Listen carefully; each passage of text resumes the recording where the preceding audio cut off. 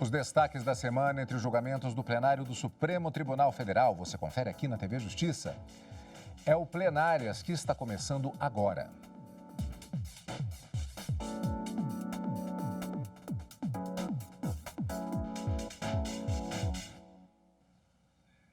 Hoje, com os principais momentos das sessões dos dias 21 e 22 de setembro de 2022. Karina, destaque, sem dúvida nenhuma, da semana é com relação ao processo que já havia sido iniciado antes mesmo da posse da ministra Rosa Weber. O ministro Luiz Fux, ainda presidente do Supremo Tribunal Federal, ele é o relator de ação que trata da questão de vagas, garantia de vagas para crianças de 0 a 5 anos de idade. O ministro começou com a apresentação do relatório, das sustentações orais, e fez uma apresentação de voto que ele resolveu, inclusive, aprofundar um pouco mais na retomada do julgamento.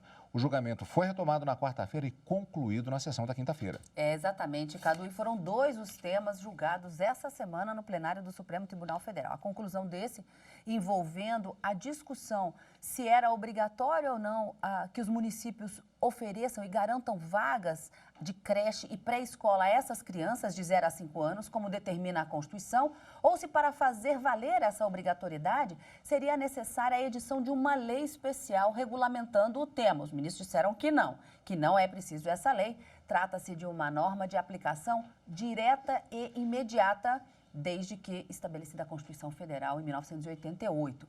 Essa era a grande discussão. E como você disse, o julgamento foi iniciado no dia 8 de setembro, com o voto do ministro Luiz Fux, relator, na última semana em que ele ainda era presidente da Suprema Corte. Então, ele começa o julgamento, mas com a retomada nessa semana deste tema no plenário, ele decidiu aprofundar um pouco mais neste assunto que é de extrema relevância para milhares de brasileiros e mães, principalmente, que ficam com as crianças em casa e que precisam desse suporte, vamos dizer assim, do Estado e que é garantido pela Constituição, de um lugar para deixar os seus filhos para retomar a vida o seu trabalho. Esse foi, inclusive, um dos pontos que foi bastante enfática a ministra Rosa Weber. Ela deu uma luz maior a esse problema, que é um problema de várias mulheres em todo o Brasil, chamado inclusive de constitucionalismo feminista. Então, as mulheres podendo deixar as crianças nas creches e pré-escolas, essas crianças de 0 a 5 anos, poderiam retomar as suas atividades laborais. Esse foi um julgamento que foi concluído na quinta-feira e foi iniciado o julgamento de uma outra ação que contesta uma decisão do próprio Supremo Tribunal Federal, que teria, a partir da decisão num recurso extraordinário, se equivocado com o pedido inicial. Então, houve uma decisão julgando inconstitucional a incidência de um determinado imposto, o IOF, Imposto sobre Operações Financeiras, e o argumento da União era de que o pedido envolvia a incidência ou a declaração de inconstitucionalidade sobre a incidência do IOF sobre uma outra operação, títulos e valores mobiliários, e não sobre o ouro. E diante desse erro de fato, apresenta essa ação, a União, uma ação chamada ação rescisória, da relatoria do ministro Edson Fachin, que já proferiu seu voto, foi acompanhado pela ministra Carmen Lúcia. Ministro revisor Alexandre de Moraes também votou e foi um pouquinho além do voto do ministro Edson Fachin, e esse é um dos destaques também no nosso plenárias deste final de semana. E que nós vamos fatiar para nossos amigos telespectadores. Esses são os destaques das chamadas sessões presenciais, exatamente da quarta e quinta-feira, dia 21 e 22 de setembro. Antes, a gente dá uma conferida nas sessões do chamado plenário virtual, na sessão do destaque, melhor dizendo, do plenário virtual da Corte nesta semana.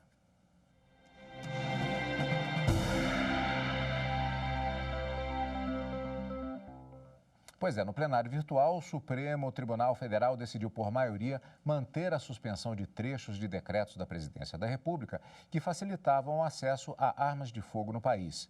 9 ministros votaram a favor da decisão do ministro Edson Fachin, relator do caso, que justificou a medida como de segurança pela proximidade das eleições e do risco de violência política. A reportagem é de Evne Araújo. Os ministros começaram a analisar o caso no plenário virtual na última sexta-feira. Acompanharam o voto de Edson Fachin as ministras Rosa Weber e Carmen Lúcia e os ministros Luiz Roberto Barroso, Alexandre de Moraes, Gilmar Mendes, Ricardo Lewandowski, Dias Toffoli e Luiz Fux, com ressalvas. Os ministros Nunes Marques e André Mendonça votaram contra a decisão de restringir os decretos que facilitam a compra de armas de fogo e munição, além da posse de armamento no país. As decisões individuais do ministro Edson Fachin foram divulgadas no início do mês. O relator analisou um conjunto de ações de partidos políticos que questionavam as normas. Fachin alegou urgência por causa das eleições e do risco de violência política.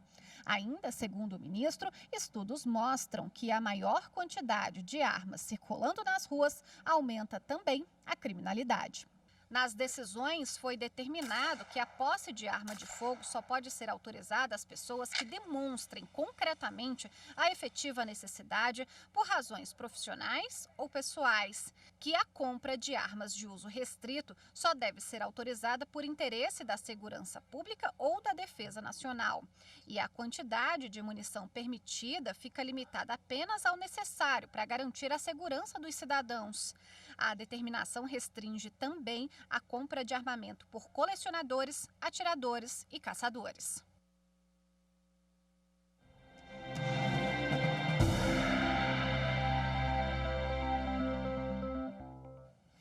E vamos ao plenário presencial nas duas sessões realizadas nesta semana. Na pauta da quarta-feira, a previsão da retomada pelo Supremo Tribunal Federal do julgamento de recurso extraordinário, no qual se questionou se é dever do município, um dever estatal, assegurar o atendimento em creche e pré-escola às crianças de 0 a 5 anos de idade. Iniciado na sessão do dia 8 de setembro, a expectativa deste julgamento era a retomada nesta semana com o voto do ministro André Mendonça, primeiro a votar depois do relator ministro Luiz Fux. Antes de ver como foi o julgamento, vamos saber um pouco mais sobre o tema na reportagem de Evne Araújo. O município de Criciúma questiona a decisão do Tribunal de Justiça de Santa Catarina, que obrigava a Secretaria Municipal de Educação a manter a matrícula de uma criança em uma creche pública. A Prefeitura de Criciúma alega que o Poder Judiciário não poderia interferir em atribuições do Poder Executivo, impondo a destinação dos recursos a situações individuais e abandonando planos e metas administrativas. O relator, ministro Luiz Fux, no entanto, não aceitou os argumentos do município e votou por negar o recurso. O caso tem repercussão geral reconhecida. A decisão tomada pelos ministros do STF passa a valer em todas as instâncias do Poder Judiciário. O Supremo estima que mais de 20 mil processos com esse tema estejam suspensos até o momento e aguardam um posicionamento da Corte. De acordo com a Confederação Nacional dos Municípios, a decisão pode causar impacto de mais de 13 bilhões de reais aos cofres municipais. Então, revendo, começou o julgamento de 8 de setembro e o do segundo dia, contado a partir daquela sessão, foi nesta quarta-feira, dia 21. O ministro relator da matéria, Luiz Fux, como dissemos, já votara na sessão anterior, mas pediu para reapresentar o voto de forma mais detalhada, em função da importância do caso. É como vamos ver na reportagem de Marta Ferreira. O caso chegou ao Supremo porque o município de Criciúma entrou com recurso questionando uma decisão do Tribunal de Justiça de Santa Catarina, que atendeu a um pedido do Ministério Público do Estado para que a Secretaria Municipal de Educação fosse obrigada a manter a matrícula de uma criança em uma creche. A Prefeitura de Criciúma alega que o Poder Judiciário não poderia interferir em atribuições do Poder Executivo, impondo a destinação dos recursos a situações individuais, abandonando planos e metas administrativas traçados pelo município. Afirma que a disponibilidade de vagas na pré-escola deve ser feita de forma gradual pelo poder público e implementada na medida de suas possibilidades. O recurso, então, foi levado a plenário com repercussão geral reconhecida, ou seja, a decisão tomada passa a valer para todos os processos que discutem o tema no Poder Judiciário. O relator do caso, o ministro Luiz Fux, negou o recurso. Ele destacou que a educação infantil é uma prerrogativa constitucional indisponível, que assegura às crianças de 0 a 5 anos a primeira etapa da educação básica. A negativa ao efetivo acesso a esse atendimento em creches ou pré-escolas configura como omissão estatal. Educação básica representa prerrogativa constitucional deferida a todos na forma do artigo 205, notadamente às crianças, consoante os artigos 208, 4 e 227 caput, cujo adimplemento impõe a satisfação de um dever de prestação positiva pelo poder público, consistente na garantia de acesso ao pleno sistema educacional, inclusive ao atendimento em creche e pré-escola.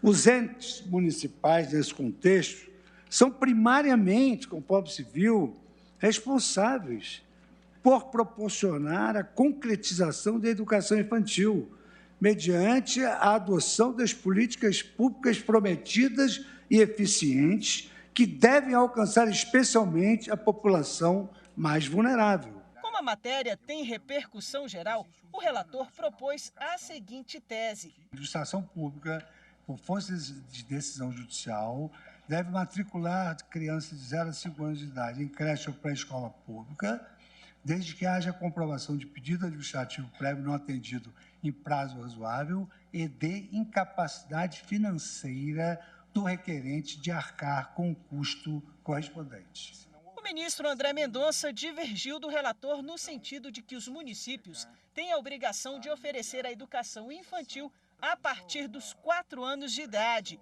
e, assim, propôs a seguinte tese. É dever estatal constitucionalmente obrigatório assegurar acesso universal à educação infantil, em creche e pré-escola, às crianças até 5 anos de idade. Esta obrigação deve ser cumprida de forma imediata para todas as crianças a partir de 4 anos. E B, de forma gradual, de acordo com o Plano Nacional de Educação, garantindo-se a oferta de vagas equivalentes a no mínimo 50% da demanda até 2024, para as crianças até 3 anos.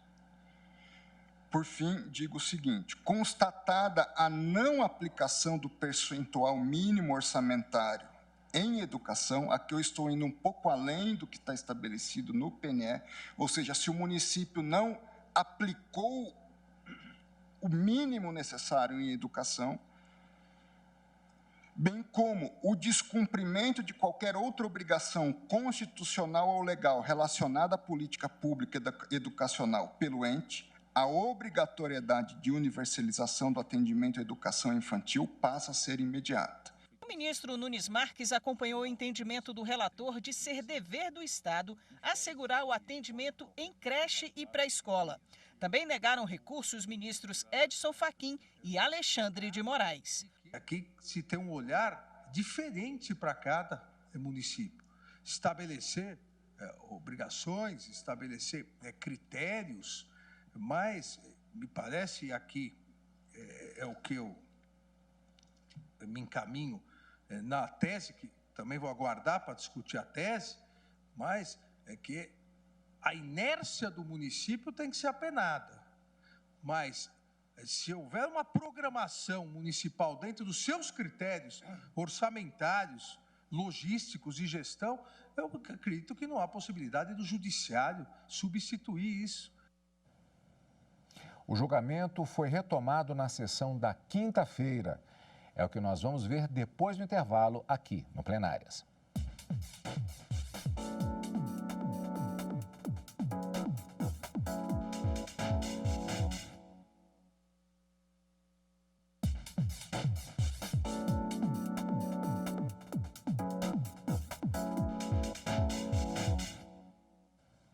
Estamos de volta com o Plenárias.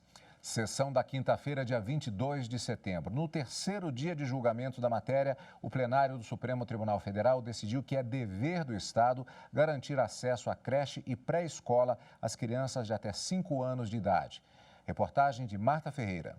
No terceiro dia de julgamento, o ministro Luiz Roberto Barroso destacou no voto que a deficiência na educação faz vidas menos iluminadas, trabalhadores menos produtivos e elites menos preparadas para enfrentar os problemas do país. Os ministros Gilmar Mendes, Ricardo Lewandowski, Rosa Weber e Carmen Lúcia também seguiram o entendimento do relator. A garantia deste direito não é exercício apenas, como já foi aqui reiterado desde o voto do ministro Luiz Fux, que diz respeito à criança na sua dignidade, na sua condição de alguém que tem o direito básico a que se liberte de uma condição de não contato, de não conhecimento, mas que isso interfere em outros direitos fundamentais da mulher, como já foi reiterado desde o voto do ministro Luiz Fux, de toda a sociedade, do grupo que se beneficia cada vez mais de relações saudáveis do ponto de vista pessoal e do ponto de vista social para a garantia destes direitos. Quando se formam bolhas nas quais ecoam constantemente as mesmas ideias, de resto comuns em nossos dias, sobretudo nas mídias sociais, o entendimento mútuo se torna cada vez mais difícil, contribuindo para o aumento da fragmentação social, da polarização e do extremismo, males que, na maior parte das vezes, encontram-se atrelados a crenças sem qualquer lastro na verdade. À luz do ideal republicano, e eu vou me limitar apenas a estas brevíssimas observações, a postura que a Constituição exige do cidadão é de cobrança, de luta pelo aprimoramento do ensino oficial, incluindo as creches e a pré-escola, e não de privar os filhos do necessário e salutar convívio com seus semelhantes, onde serão expostos à diversidade. Assim, o plenário reconheceu a obrigação do poder público de prestar o serviço e ficou definida a seguinte tese de repercussão geral, proposta pelo ministro Luiz Roberto Barroso. A educação básica em todas as suas fases, educação infantil, ensino fundamental e ensino médio, constitui direito fundamental de todas as crianças e jovens, assegurado por normas constitucionais de eficácia plena e aplicabilidade direta e imediata. 2. A educação infantil compreende creche de 0 a 3 anos e a pré-escola de 4 a 5 anos. Sua oferta pelo poder público pode ser exigida individualmente, como no caso examinado neste processo. E 3. O poder público tem o dever jurídico de dar efetividade integral às normas constitucionais sobre acesso à educação básica. Karina, qual o efeito desta decisão na vida do cidadão brasileiro? O efeito prático é o seguinte: se uma mãe buscar uma creche ou pré-escola e não conseguir matricular o seu filho, o recado do Supremo foi: pode buscar o judiciário para conseguir essa vaga, porque isso está na Constituição e é obrigatório que o município forneça essas vagas em creches para essas crianças de 0 a 3 e a pré-escola para as crianças de 4 a 5 anos. Não é o Supremo que está mandando, diz, segundo os ministros, é a própria Constituição que determina essa obrigação e que sequer precisa de uma lei editada e elaborada pelo Congresso Nacional para regulamentar o assunto. Não. A norma constitucional que diz que é obrigação do Estado fornecer esse tipo de serviço, ela tem aplicação imediata e direta, tão logo criada essa legislação. Então, a Constituição obriga e o poder público tem a obrigação de garantir essas vagas. Não havendo a vaga, pode buscar o judiciário, assim como fizeram aproximadamente 29 mil pessoas, porque esse julgamento desse recurso extraordinário, Cadu, deve alcançar pelo menos quase 29 mil processos que discutem o direito a essas vagas. Então, a pessoa que tiver negado esse direito pode buscar o judiciário de forma individual, e é essa a terceira parte do voto, da tese que foi elaborada aqui no plenário, para que esse seu direito seja efetivado e concretizado, como determina a Constituição. Karina, houve muitos debates em todo o julgamento, a partir da apresentação dos votos, para justamente a elaboração desta tese de repercussão geral, que é uma característica obrigatória deste tipo de ação, ou seja, o recurso extraordinário. Ministro Luiz Fux, relator, normalmente quem faz a primeira proposta é o relator. Ministro Luiz Fux faz uma proposta, nos debates vão sendo incorporadas questões que foram sendo apresentadas pelos ministros, e o ministro Luiz Roberto Barroso, ele elabora um determinado texto. Na verdade, é uma construção que ela é feita de maneira coletiva pelos ministros para se chegar justamente a esta famosa tese de repercussão geral. A tese de repercussão geral, ela é fundamental nesses recursos extraordinários, que é esse tipo de recurso que só cabe aqui no Supremo Tribunal Federal, justamente porque essa decisão do Supremo, ela tem que ser observada por todos os outros juízes em todo o Brasil, nas instâncias inferiores. Então, ela acaba sendo de observância obrigatória. Cria-se um precedente judicial, processualmente falando. Então, há um debate muito grande para que essa tese seja elaborada de modo a replicar essa decisão do Supremo em outros processos que aguardavam essa decisão. É isso que a gente fala dos processos sobrestados, né? Estavam paradinhos ali esperando que o Supremo desse essa decisão. O ministro Luiz Fux, relator, propõe, logo de início, faz uma proposta de tese. Mas com o decorrer dos votos dos ministros, e o ministro Luiz Roberto Barroso, ele sempre propõe tese, inclusive em ações diretas de inconstitucionalidade, para resumir o seu entendimento. Ele o fez e acabou emplacando essa tese dele um pouco mais sucinta, mais direta, mas também coesa com o que o ministro Luiz Fux havia proposto na sua tese. Então, de acordo com os pequenos ajustes que foram feitos, chegou a essa tese desse recurso extraordinário, com repercussão geral reconhecida, ou seja, essa decisão vale para todos os processos que aguardavam a decisão aqui no Supremo Tribunal Federal de modo obrigatório. Os juízes têm que dar essa mesma decisão que foi determinada pelo Supremo. Outro assunto na pauta do Supremo Tribunal Federal para a sessão da quinta-feira, dia 22, é uma ação rescisória onde se discute se o IOF, Imposto sobre Operações Financeiras, deve ou não incidir sobre transmissão ou resgate de ativos financeiros, como títulos mobiliários, por exemplo, ou até o caso do ouro. Evne Araújo explica o assunto. A Lei 8.033 de 1990 mudou as normas para a cobrança do IOF, o Imposto sobre Operações Financeiras, e determinou que o tributo passaria a incidir na transmissão de ouro, definido pela legislação como ativo financeiro, e na transmissão ou resgate de título representativo de ouro. A empresa Caraíba Metais, que depois foi incorporada pela Paranapanema, entrou na Justiça e o caso chegou ao Supremo. Em 1998, o então ministro do STF, Maurício Corrêa, considerou que a tributação do IOF sobre o ouro como ativo financeiro ou instrumento cambial deve ser feita exclusivamente na origem da operação, ou seja, na primeira aquisição do ativo.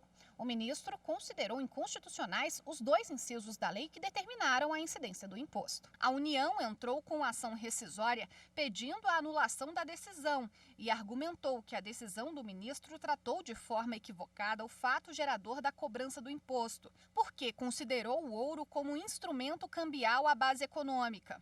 Segundo a União, o caso se trata de incidência do IOF nas operações de títulos e valores mobiliários. O relator é o ministro Edson Fachin. O julgamento deste processo foi iniciado na sessão da quinta-feira, dia 22, com relatórios, sustentações orais e já apresentados os votos dos ministros. Relator Edson Fachin, revisor Alexandre de Moraes e também da ministra Carmen Lúcia. Por causa da hora, foi interrompido, devendo retornar na próxima semana.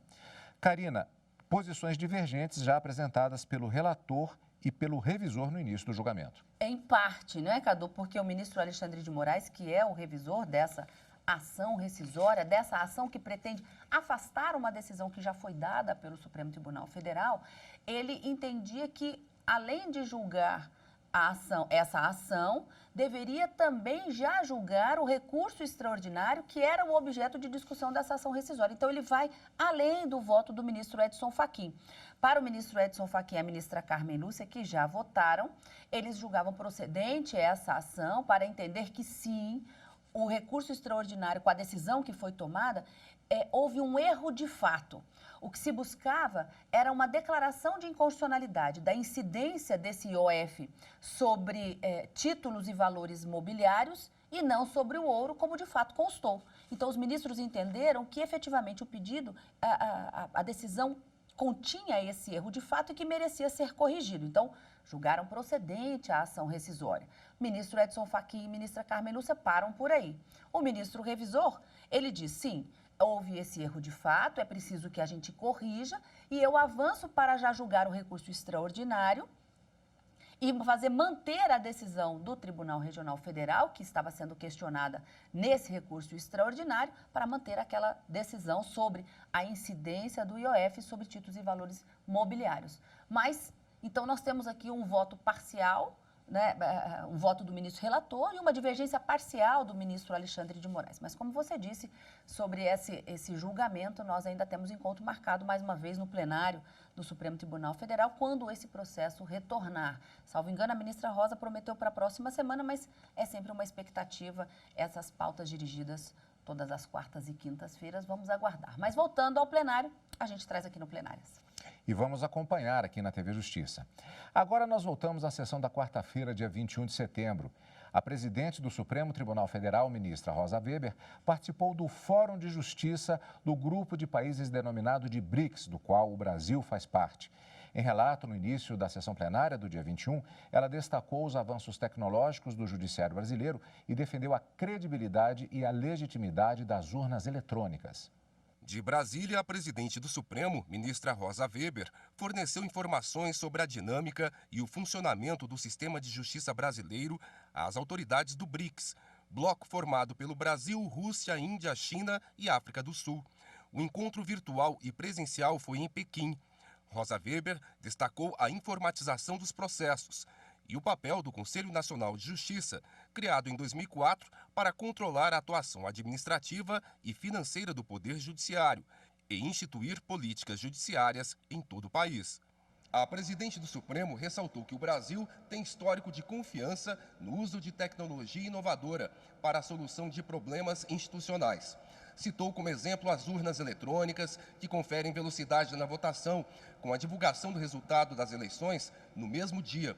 Segundo ela, a iniciativa brasileira é a melhor comparada com qualquer outro método, e a credibilidade e a legitimidade são evidenciadas pela inexistência de falha nos quase 30 anos de utilização das urnas. No Supremo, na abertura da sessão plenária desta quarta-feira, Rosa Weber apresentou aos ministros as 6 propostas que foram aprovadas no Fórum: equidade e justiça. Os Supremos Tribunais do BRICS continuarão a proteger os direitos e interesses dos cidadãos e empresas de todos os países e a promover a facilitação do comércio e dos investimentos. Economia digital, tratamento adequado a casos que envolvam a segurança da informação em rede e dos dados e a proteção dos direitos de propriedade intelectual.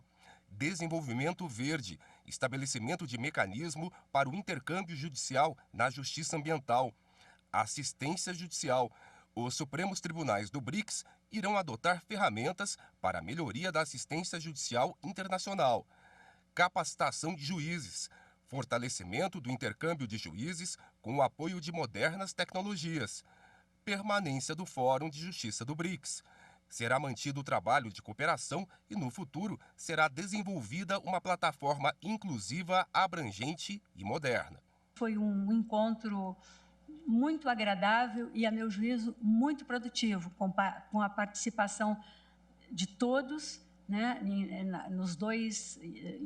2 painéis, com esses 2 temas, um vinculados justamente à arbitragem e mediação no comércio internacional e outro justamente aos avanços da tecnologia da informação. Essa foi a reportagem de Renato Rosa. E a ministra Rosa Weber, também na sessão da quarta-feira, dia 21, celebrou o Dia da Paz e a luta das pessoas com deficiência. Hoje, 21 de setembro, é um dia de 2 celebrações muito importantes. A primeira delas é que hoje é o Dia Internacional da Paz, que foi instituído pela ONU ainda, por uma resolução da ONU, ainda em 2001. Dia Internacional da Paz. E nesses tempos de intolerância, nesses tempos tão beligerantes que nós estamos vivendo, inclusive em nível internacional, celebrar a paz sempre é necessário. E o dia 21 de setembro também, no nosso âmbito interno, é o Dia Nacional de Luta da Pessoa com Deficiência. E o Poder Judiciário está e estará sempre aberto a esse tipo de luta, porque vinculada à reverência ao princípio da igualdade, ao repúdio a toda forma de discriminação e em respeito, em última análise, à força normativa da nossa Constituição. Destaques da semana no plenário do Supremo Tribunal Federal. Karina já tem encontro marcado na semana que vem. Na próxima semana, quarta e quinta-feira, no direto do plenário, a partir das 14 horas. Mas esse final de semana, o encontro é no Plenárias. Você acompanha o Plenárias aqui na TV Justiça, na Rádio Justiça e também pelo YouTube. Como sempre, obrigado pela sua companhia. E continue conosco aqui, na TV Justiça.